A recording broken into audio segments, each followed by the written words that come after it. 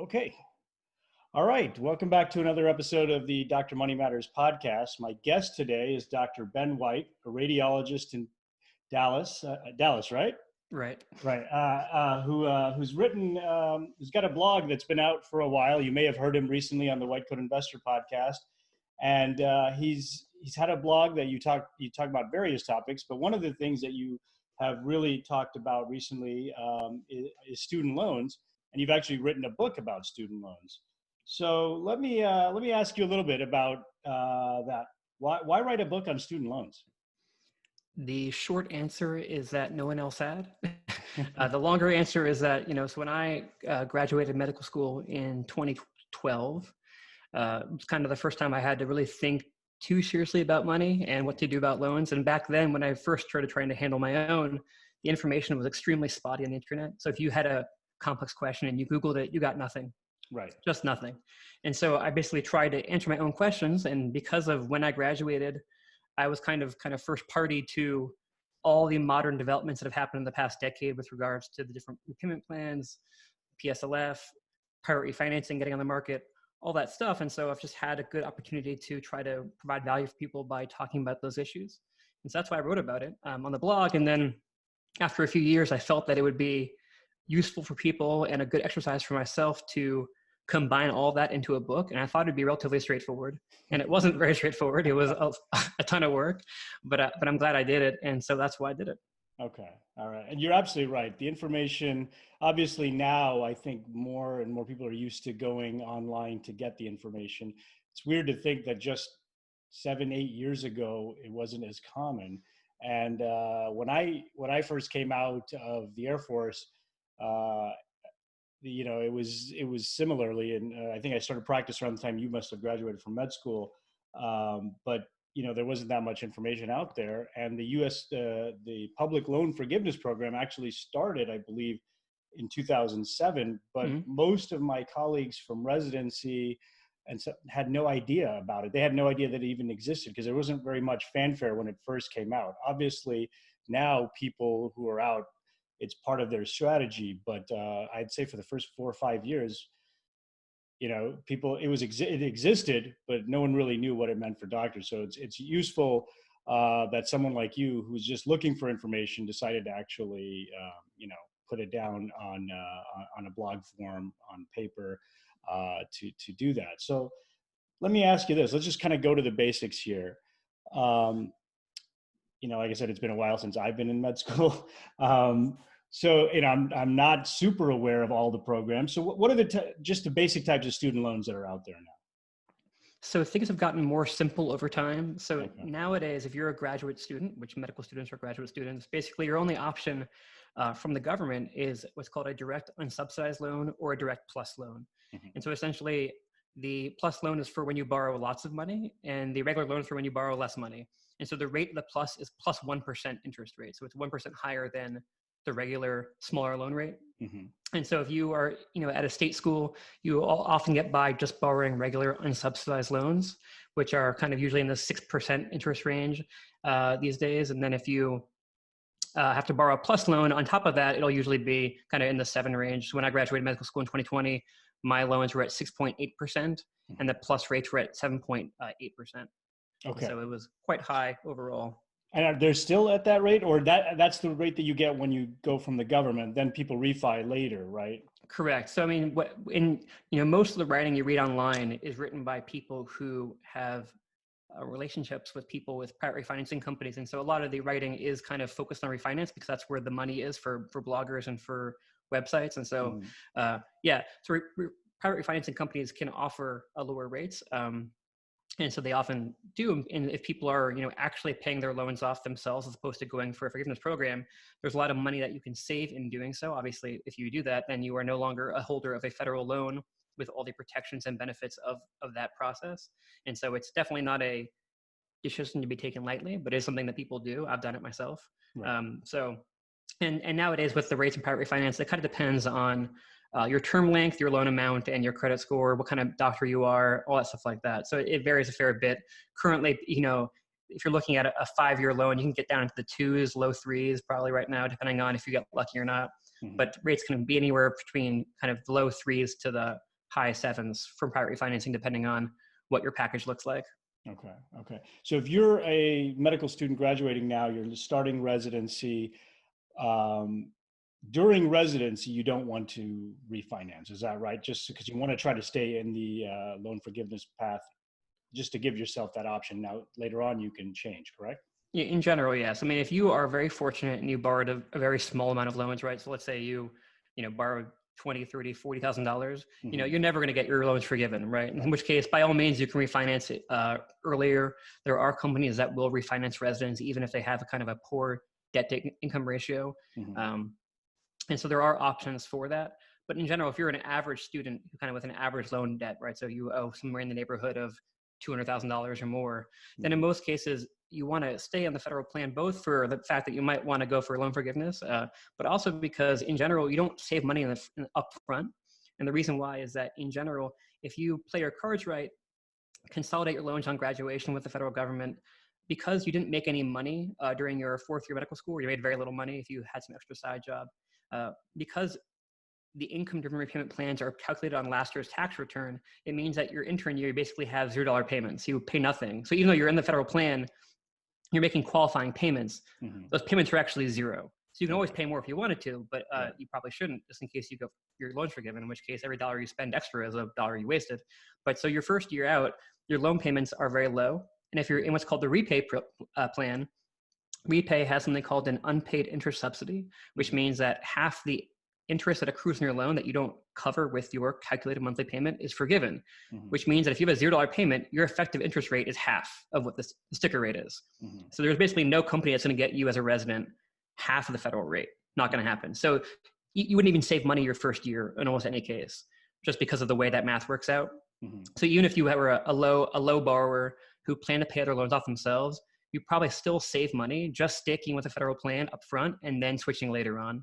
And again, even your second year, when you're a PGY2, because of the way academic years work, right? That second year, you're actually only paying taxes on half of that intern year salary because you're still a student for your MS4 year. Right. And so then your payments are like half the actual amount. So you still generally get a big repay interest subsidy if you're in repay, and you still have usually a low effective rate. And so even if you want to refinance, even if you're destined for private practice and you know it for a fact, you almost never want to refinance in the first couple of years. Okay. Okay.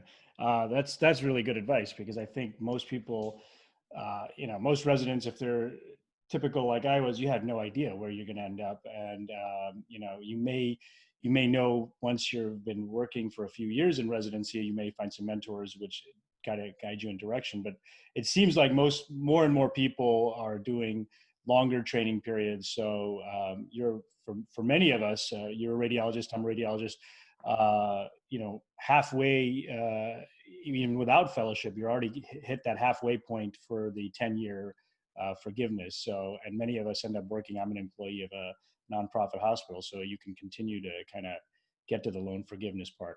Obviously, situations are different for different individuals, but I remember in talking, I think the last podcast I did about student loans, we mentioned this, that it was almost counterintuitive.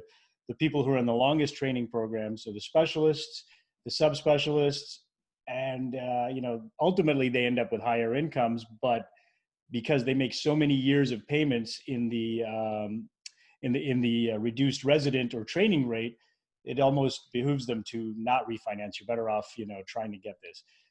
One of the concerns, though, and we read about this all the time, is that this loan forgiveness program is going away. I saw on your website, you're like, that's almost clickbait. Can I explain that to me? Yeah. So, I mean, what you described is something people call the doctor's loophole, where, the longer training you have, the less you pay on your loan. So there's going to be a story in a couple of years about the neurosurgeon who makes $1 million, who, basically made, these kind of piddling loan payments for a decade, right. Made $1 million 1 year and got, $500,000 of forgiveness. It's going to be a great news story, I'm sure. But yeah, so you have to keep in mind when people are writing about these topics online, where the through line of the narrative is, right? So even nowadays, a news organization like Washington Post, New York Times, makes a lot of their money on advertising, not on subscriptions, right? So it behooves them to write about things in a sensational way, and that gets people's attention with headlines like, PSLF 99% denial rate. Whereas if you are informed about the process, that is entirely expected and a reflection on kind of history, not a reflection on the future. Mm-hmm. And so, for example, so the news stories were all a couple of years ago about this huge rejection rate. But as you mentioned, people in 2007 did not know about this program. They did not take the steps required to qualify for the program. And so if you just thought you qualified for it, didn't do your homework, didn't do your due diligence, applied for forgiveness after 10 years, you would be denied. Right. And as a result, so what happened was back in 2007, most people had what are called FEL loans, which are basically loans made by private companies like Bank of America, Sallie Mae, whatever, that were guaranteed by the federal government. Those loans do not qualify for PSLF.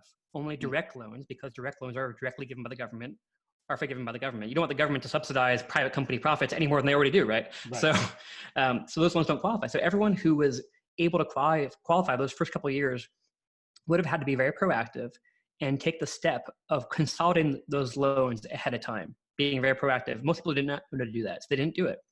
Secondly, a lot of them were on things like the graduated or extended repayment plan, which originally did not qualify, but then were brought into a temporary expansion program. But even that expansion program required you to apply for PSLF, be denied, and then reapply for the expansion program. So even people who were going to get forgiveness had to be denied first, which is a stupid thing they did. And they actually just recently changed that rule because they're like, this is absurd. Right. So actually 2 weeks ago, I think they changed that rule, and they changed the administrative process for that expansion program because it is so ludicrous. But so, those two reasons are the bulk of the denials. The third reason is that a lot of folks back then, were not with FedLoan, which is a servicer that handles all the PSLF program requests. And so what would happen is you'd make program payments under Navient or Great Lakes or Nelnet, one of the other servicer companies that the government contracts with. And then they would transfer all that information over to FedLoan. So you can imagine that doesn't always go smoothly. Yeah. And so during that process, people often have their payments miscounted or require extra information to get them counted correctly. So if you just applied, thinking you counted it yourself, I had 120 applied, the odds that you actually having 120 according to FedLoan, even if you needed to, very low. Right. And so all those reasons are great reasons for denial. So all that stuff put together at the end of the day basically means that the program is difficult to administer. It's complex. It's definitely a government contractor situation, right, where people are not doing a great job. Mm-hmm. But all those headaches don't make the program not real. They don't make it, Medicare is a government program. It's not perfect, right? But it is health insurance. Right. It is a functioning program. And so even if it causes headaches, a lot of graduates are talking about savings of hundreds of thousands of dollars. The idea that people should be cynical enough to just throw that away because, hey, the future is unknown. If you're not sure, hedge your bets by all means, be diligent about your money, put money in your retirement accounts, get a side fund, all that stuff. If you want to do that kind of stuff is great. But, if you go online, a lot, especially on the kind of the Facebook group style stuff, you have people who basically have no information about this program, forwarding on headlines from news stories saying, doesn't matter how much you owe, doesn't matter how much you're going to make, you should just forget about it. And that is terrible financial advice. I mean, truly terrible. Yeah, I think that's a very good point because many people, we've heard the horror stories like you just described, and ultimately the ones who did end up, I'm curious, of those 99%, how many of them, that were initially rejected, and we know that it was, kind of a manipulated statistic, but many of them, if they go back, will probably be able to requalify or, maybe had to make some additional payments that were recorded, and then they'll qualify. But those, of course, won't be any headlines because that's not sensationalistic enough. But I'm curious, the concern, especially now with in the Trump administration, is reducing government spending, things like that. The concern would be that this program would be going away, or that doctors were never the intended audience for this program. What do you say about that? So that the idea that the program could change or be canceled over time is definitely feasible. There's two caveats to that understanding, and one is that so far, they haven't been able to. So, right, the Trump administration has had, for the first few years, a Republican House and a Republican Senate, and could do nothing, right? He actually had a proposal. There's been several acts that have been proposed to deal with student loans in general. Mm-hmm. They've all basically been a non-starter. The only thing that's come out of the administration so far is a temporary expansion program. So $300 million more for forgiveness, not less. That's the only thing that's come out so far. So if they couldn't get it done with a complete Republican control of the country, it seems less likely to get it done now, at least in the short term, with Democrats controlling the House. And certainly on the Democrat side, lots of discussion about more ways to forgive loans, more ways to deal with the problem. This is like a $1.7 trillion problem. It's not going to go anywhere anytime soon. But let's say they do change it. Mm-hmm. If you look at the way people propose to change plans, this goes back to Obama trying to cap PSLF as well as Trump trying to get rid of it entirely. They've always, and I mean literally always, said for new borrowers, which means for people who do not have loans, we want to get rid of the program. And the reason why they do that is they actually have to by law, essentially. So when you take out loans, you sign a document called a master promissory note, which is basically a contract between you and the government, or the loan person who gives you a loan if it's not the government, but in this case, the government, that has the terms of the loan, how much you're borrowing, how much the interest rate is, the ways you can repay it, all that stuff. And so PSLF is in that document so that you can get your loans forgiven. And so in order to change the program for an old borrower, they'd have to violate that MPN, which runs afoul of something called the estoppel policy of law, which basically means that if you have a contract with somebody, you can't change the rules of the game after you start playing because they relied on that contract for making their choices. And so you've misled them. And so we actually already have modern contemporary case law about student loans about this problem. And the short story is that the Department of Education did try to get rid of some people's qualifying payments by basically saying after the fact that their special case-by-case approved nonprofit jobs do not qualify for PSLF. So basically most people who get PSLF work for a nonprofit 501c3 organization or the government, but you can in fact get qualifying payments via a nonprofit non-501c3 company as long as it provides certain qualifying services. Mm-hmm. And that definition has evolved over time. And so what happened was people tried to change the rules.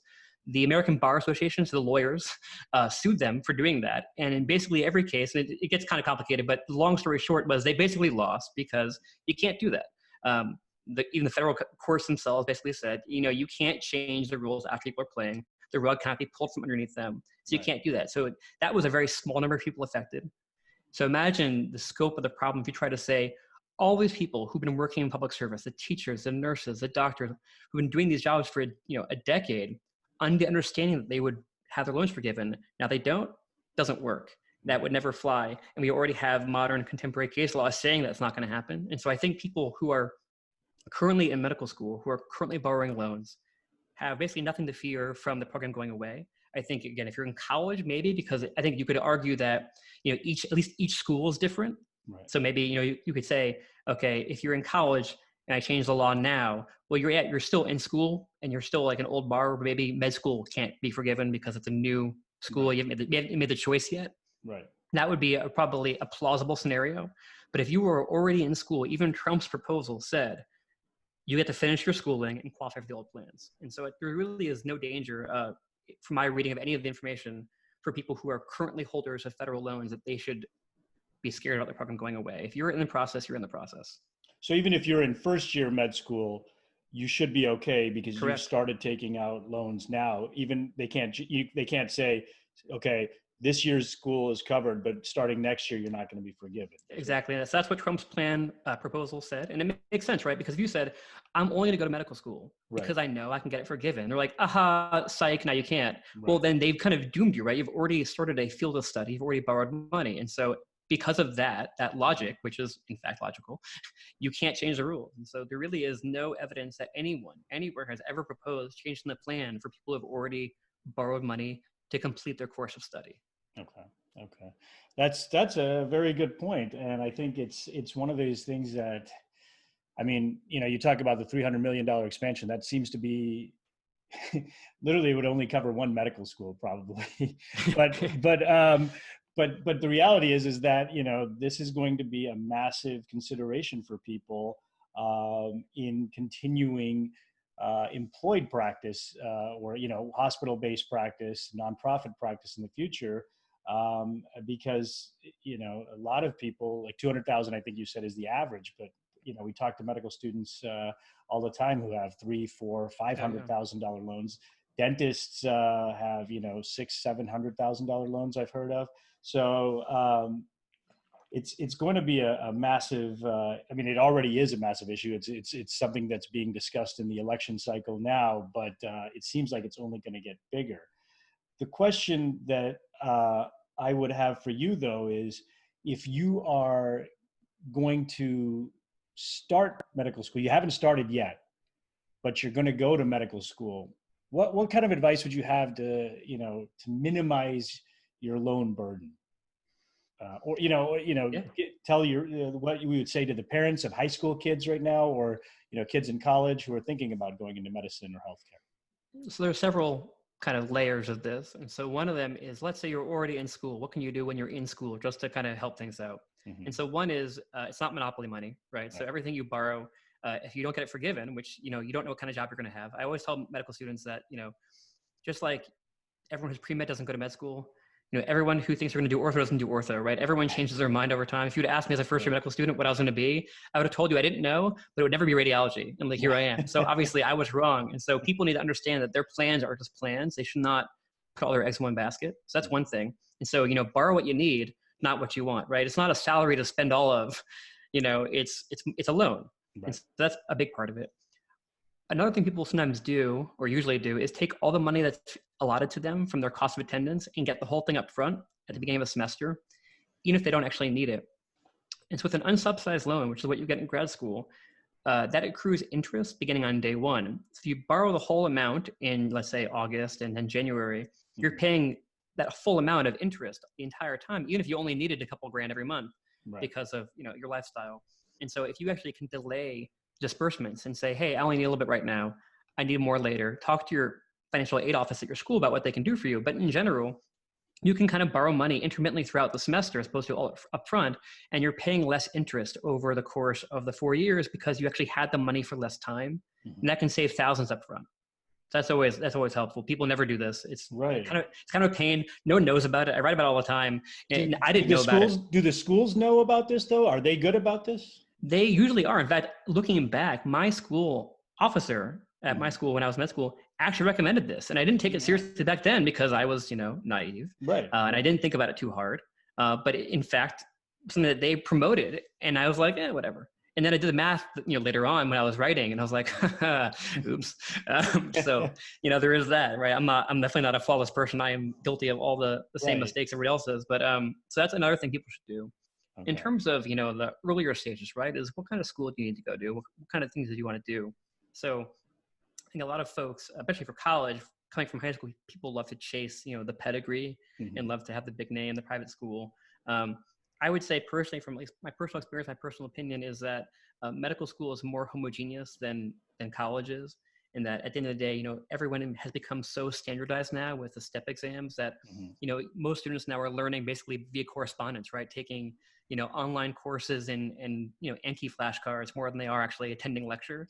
And so, you're really paying for the degree and paying for the clerkships more than you are paying for your education. So I think it's okay to shop around and get a good value. So, when I went to state school for med school, it was an exceptional choice financially, right? Because I ended up I thought I was going to be in academics. I was going to qualify for PSLF. I ended up taking a private practice job or private academic job where I have a residency in a teaching hospital, but I get paid by a private practice group, which is very common in this country.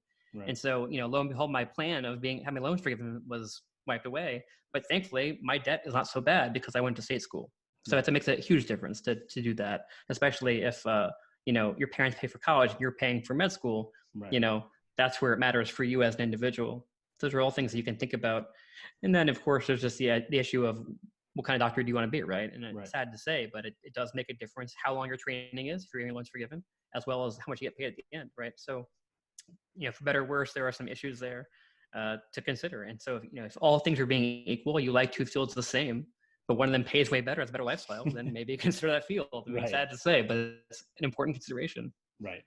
No, I think those are all good points. And to be honest, I think the one that you talked about, the most specific one, is something that very few people talk about. Like you said, that you were fortunate in medical school to have someone at your financial aid office talk about it. Of course, we don't want to hear that, like you said, early on, but that's a critical point as tuition goes up and up. And I think you talk about this on your blog where, when you get the information from school, the cost of attendance is retrospectively looked at. But realistically, you're looking at it prospectively for the next 4 years. And there's a huge difference in that, I think you used the example from 2012 to 2016 versus, what's going to happen from 2016 to 2020, or now 2020 to 2024. As we know, costs of education rarely are under the cost of inflation, and usually almost at double the cost of inflation. So I think that's a really good point, and that's something that they should really hit right at day one of medical school, maybe during orientation, because I would say 90% of students now are on some sort of financial aid program. But I think those are good points. Now there is a trend, and it's a small trend. So I don't know if it's going to hit nationwide, but there's a small trend of some of the elite schools charging very reduced tuition or no tuition. NYU, I think, had very, very publicly announced that they're doing that, which I think is awesome. I'm sure the students who graduated the year before are like, But anyway, going forward, I think that's a good thing. I don't suspect that it'll catch on nationally, except at maybe the upper tier of the Ivy League schools with their massive endowments. State schools are probably going to have a hard time doing that. But hopefully, more and more students are becoming aware of their finances. And I think your blog, White Coat Investor, hopefully my podcast, are playing a role in people being a little bit more aware. I think that's always a good thing. I was going to ask you, I think, and you may have actually covered this, but in the repay program, you basically say, not to pay more than the minimum. And yes. I think that goes against traditional financial advice into, the Dave Ramsey method of getting rid of debt as soon as it incurs. Can you just explain that just a little bit more in detail? Because I think that's something that people need to hear to really kind of grasp that. Yeah, it's very counterintuitive. And basically the short story is that it's okay to earmark money for payments, just don't apply them before you need to. And the reason why is because of how federal student loan interest works. And so in general, the interest that accrues on your loans is simple interest. It does not compound except for under very specific triggers like consolidating your loan, the end of grace period, changing plans, losing your partial financial hardship if you're on pay-as-you-earn or IBR. Those are the only reasons why your loans will ever capitalize, basically. And so what happens is, if you borrow $200,000 at 5%, it accrues 10 grand a year. Mm-hmm. It'll do that forever. And so let's say your calculated payment is, $4 grand a year. Well, so you get this interest subsidy right now, which is great. But even regardless of that, if you spend an extra $1,000, you don't change the natural history of the loan, because all you're doing is chopping away at the accrued interest. You cannot put extra payments towards your principal. You have to pay off the entire amount of accrued interest before you can dent the principal. And because of that reason, most residents who have negative amortizing situations where they cannot cover the interest with their calculated payments means that they're constantly chipping away at interest. They're making no progress on the principal at all. And so if you spend a little bit more money now versus later, you change nothing. And so what you should instead do is put that money somewhere else temporarily, right? Even at an online savings account earning 2%, that's going to mitigate your interest rate because that money is now earning interest for you, instead of just giving it to the government early for basically no benefit. So what I would say is people should have a loan payoff side fund or fund their retirement. I mean, do something useful with the money. Right. If you really want to earmark it for loans, that's your choice. If you haven't maxed out your 401k, stuff like that, probably honestly better things to do with money. But let's say you want to do it with loans, you want to snowball it, you want to, hit it hard like Dave Ramsey, then by all means, have money in a loan payoff fund. There's no reason to apply it until you have enough money in that fund to actually cover all the accrued interest, or right before a capitalization event.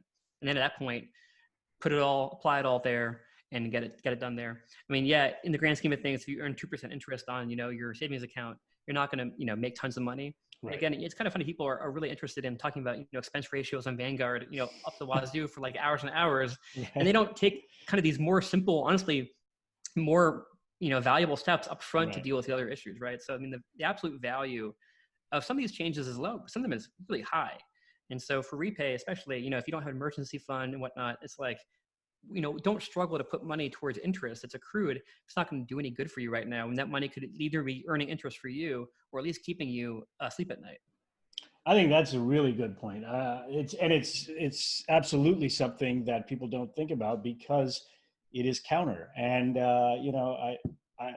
it's something that I think more residents really should be aware of. I mean, I know most residents don't have enough money anyway to really make a meaningful impact, but they're still struggling because I think I just saw a tweet the other day from one of these anonymous people who have like insane amount of followers, but she was basically describing a few things not to do, and one of the things is look at your student loan interest, and of course all the responses to that tweet were but you just pay it off, do what you can. And then the reality is this, what you're saying is actually really good advice that no one was telling her. And so I think we need to get your message out there, and you've done a great job with it. Where can people find your book and your blog? So my website is benwhite.com, and my book is at benwhite.com/student loans, all one word.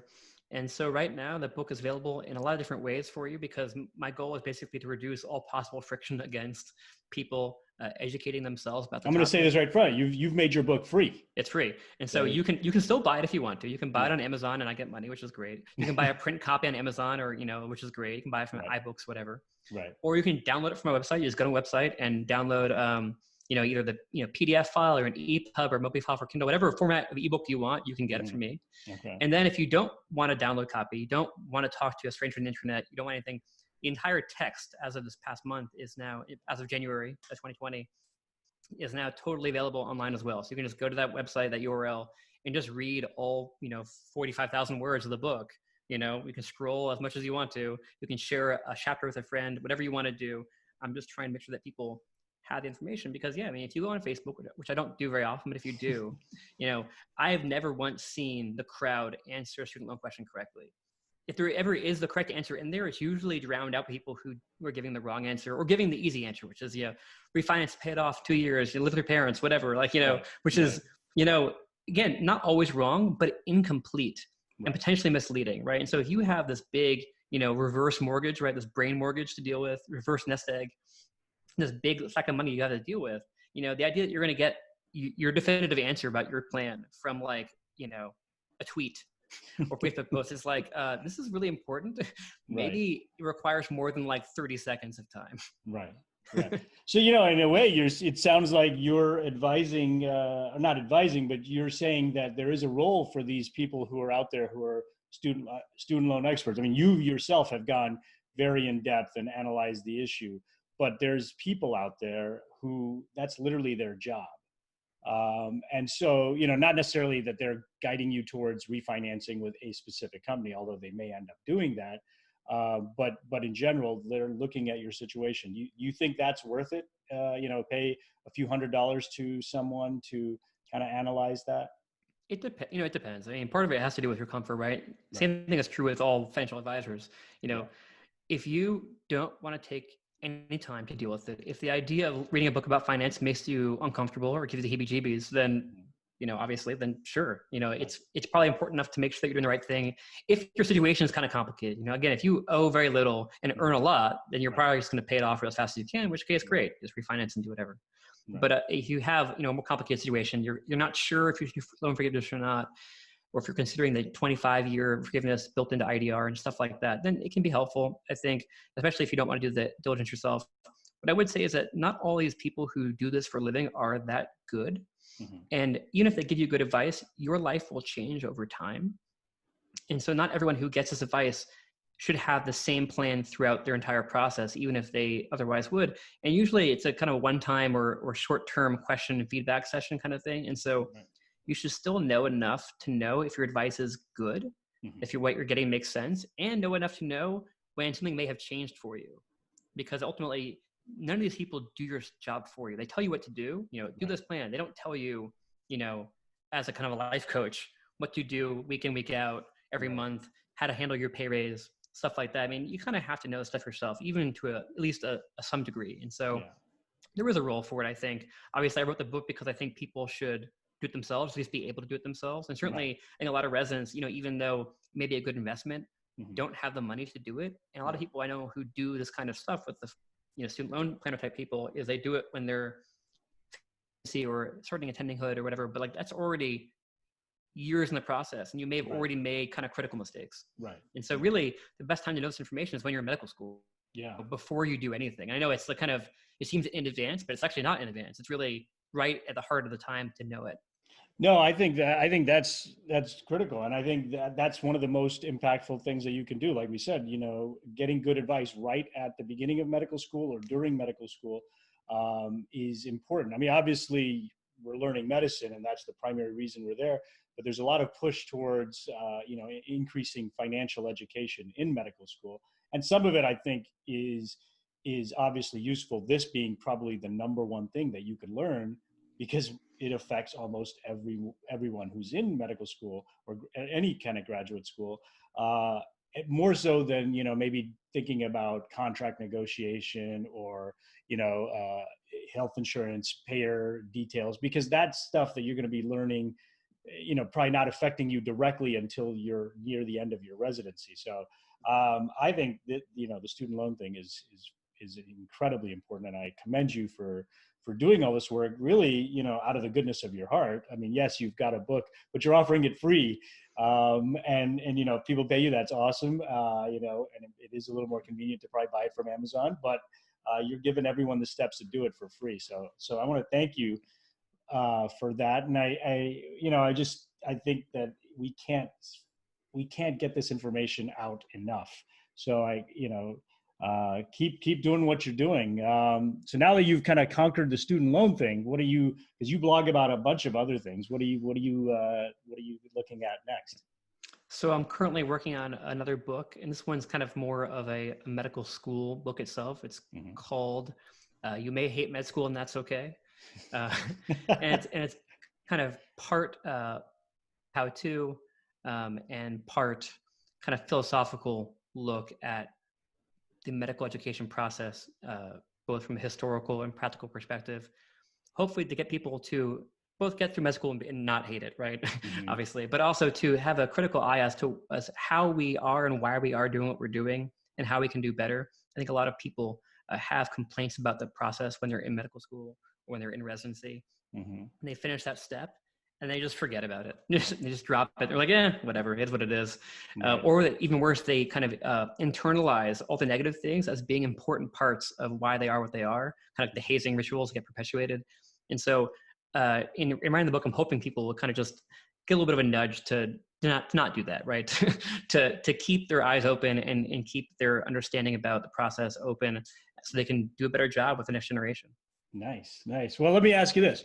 What do you think is a controversial thing that would probably be a needed improvement in the medical education system, but would probably be unlikely to gather much interest from the traditional med school establishment? So one of the easy things people should probably do is change the whole process in the sense that, so the pre-med curriculum is kind of useless, right? It's not very high yield. Right. So what you probably should do, right, is move some of the basic sciences into college, make basic sciences shorter and increase clinical time and give medical students, again, more autonomy so that they end up graduating physicians, not just doctors, right? We want people to be able to graduate medical school and be able to practice because we have, competitors, quote unquote, like NPs and PAs who finish school and are treated with respect and given full salaries. And that doesn't happen in medicine because we have pretended that we don't have that skill set, which is not true, frankly, but we could do better. Right now, we've totally fetishized all training duration, right? Everyone needs more fellowships, more training. And part of it has to do with duty hours. Part of it has to do with kind of just BS, right? We've just gotten this idea that in order to compete in the market, we have to have more and more training to do more and more specialized to be better and better. And what it's done is kind of pigeonholed us into only being able to suffer more, right, to maintain our market dominance. And that is not a healthy way to do it. It's not working, first off, right? We are losing that battle. And so I think the controversial thing is we should actually go back, revisit our process, make it more efficient, hopefully make it shorter, because I think we do a better job training doctors who are going to do a better job with their patients if they're less burnt out and happier, less in debt, all those things. Right now, we're not doing a good job at all. And so I think, I don't want to say if you can't beat them, join them, but I think we can look towards our competitors in the provider marketplace for some lessons on how to do things a little bit more efficiently. Because right now, we are providing, I think, better care. We are better trained, but we have done that by saying better is always longer, and better is not always longer, right? There's a lot of ways we can trim out. And so that is hard to do. I think there's a lot of stakeholders who would fight that. I think it's be extremely difficult at every single level to change anything meaningfully, from pre-med to med school to residency, the whole spectrum. But every single step has waste. 100% agree with you. I 100% agree, because I mean, in in Europe, India, a lot of the places based on the British curriculum of medical school, it's a pretty much out of high school, you do a 6-year program. There's no, go to undergrad, major in whatever. I mean, don't get me wrong. I think there's definitely utility to that. If that's what you want to do, you should still have the option of going to medical school after an economics degree or a political science or whatever. But note that we are, taking 2 years away from people.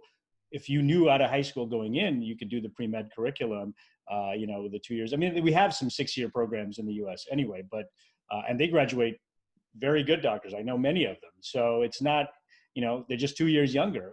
It's not that they're, less well-rounded or anything like that. So I agree. I think that's a big thing. And then I think, again, I saw this on your blog, but it's something that we've seen, in the news, where residents, the neurosurgery residents at, I think University of New Mexico, they had to get rid of the residency because the residents were complaining for insane work hours or something. You could probably talk to that better than I am, but the bottom line was, to cover the work of 10 residents, they needed to hire 23 nurse practitioners, PAs, at much higher salaries. So yeah, there's definitely places for improvement, and we could do an entire other podcast about that. But I'm looking forward to that book, because I think this country is definitely in the need for a revolution in medical education. So, Ben, thank you. I think you gave us some really good, tangible advice about student loans, some information that I think is definitely needed. And for more detail, I encourage people to visit your blog, get the book. It's definitely something that is, the earlier you get this information, the better off you're going to be. So thanks. Appreciate it. My pleasure. All right. I'm going to hit the stop button now.